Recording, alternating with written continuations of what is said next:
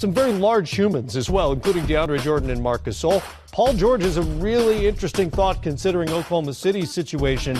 They are 6th in the West right now. It's hard for me to imagine that they trade Paul George if they're still around that spot over the next few weeks, but who knows?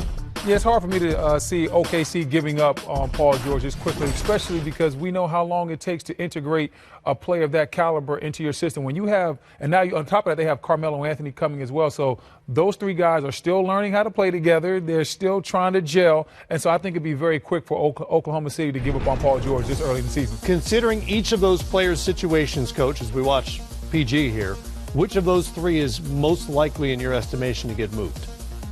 I think Paul George, is time to trade him. Wow. Really, I do. Whoa. Because Paul George. There's your hot take right there, Brendan. He has not given any indication that he really wants to be back in Oklahoma City at the end of the season. Therefore, you've got to sit down and say, is this the time that we bring in the next big piece to go alongside their starting point guard? Okay. And look, Carmelo. He's playing the backside of his career. Paul George, if you can get good stuff for Paul George, move him right now. But, Coach, here's the question. It's the worst-kept secret in the NBA that Paul George wants to go to the Lakers. So any team traded for Paul George in the last year of his contract knows there's a strong chance that he's not going to stay. They're not going to give you anything. We're talking about pennies on the dollar. How about trading with the Lakers? Well, that makes sense. You know what? that makes sense. Thank you. I appreciate that. That makes sense, man. Teamwork, man. That's why, we work well together, Coach. You know what? There are teams out there, and I would say the Houston Rockets probably count themselves as one of those teams. I'm not speculating on a deal, but who believe their culture, their environment is strong enough to convince players over a short period of time that they'll want to stay, even if they hadn't thought about it beforehand. But what does Houston have to give up? They can't. Give up guys like Clint Capella and guys of that nature. Understood. I'm just using them as an example. They'd love to give up Ryan Anderson, but, hey, that trade's probably not out there. Paul George for Ryan Anderson trade's probably not out there. There are teams out there who believe in their system and their culture enough that they can convince a guy to stick around even if he hadn't considered them before.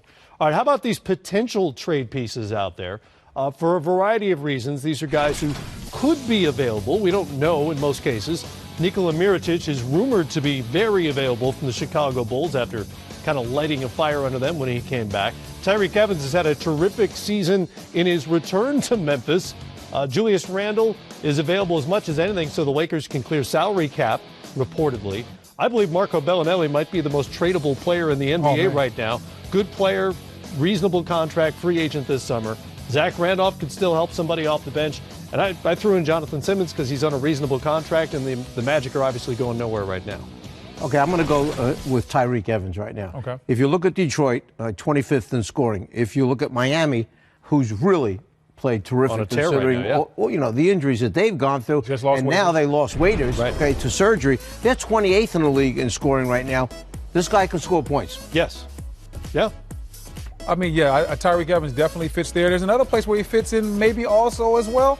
Washington Wizards. The Washington Wizards need another guard off that bench, somebody to bolster that bench. I think Tyreke Evans could help that team as well. I would love to see Tyreke Evans in D.C. Remember last year when they went and did that late trade, they brought Bogdanovich in from the Nets, which really helped them down the back stretch, and they lose him. Yeah. This might be the piece to replace Bogdanovich. Yeah, this definitely could be the piece. They couldn't pay him when they paid Otto Porter that big contract over the summer, and Bogdanovich wound up in Indiana. What other name stands out for you from that list we just showed you? I think Mirotic.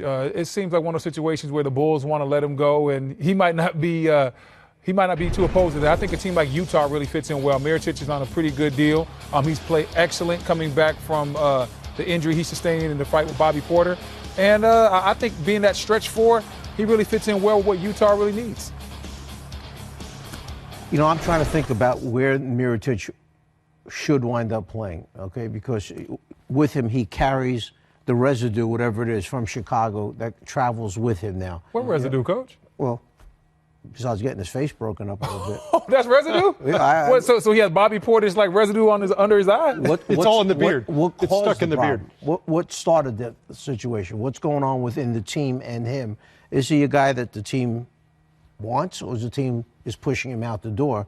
You better know that before you take him on, because you don't want to be team number 2 that he winds up having a problem with. Very good point. Still a relatively young player. He's got a year left on his deal after this season. I will say this for him. He's shown some things that we hadn't seen in previous seasons this year as a Chicago Bull in the time he's played.